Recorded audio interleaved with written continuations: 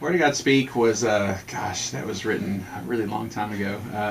Word of God Speak came off the album Spoken For, which was the follow-up to When I Can Imagine blew up. And so there was a kind of a personal pressure of how do we follow this up. And I remember just writing songs for Spoken For, and just feeling this pressure that it just wasn't going to be enough, or it wasn't going to be I Can Imagine, as if I had to duplicate that.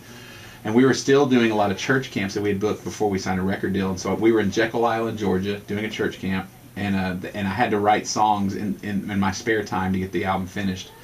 I remember going to bed that night, and I was so incredibly frustrated because everything I would write just felt like the same thing over and over and over and over. And just and any idea of being creative was so far distant from me. And I remember going to bed frustrated. At some point in the middle of the night, I woke up and I wrote the first verse down. I'm finding myself at a loss for words. The funny thing is, okay, fell back asleep and didn't remember doing it until we were in the studio, and we needed one more song. And so it was like the 11th hour, and I opened the book, I guess, and I saw this page, this verse. I was like, oh, this is incredible.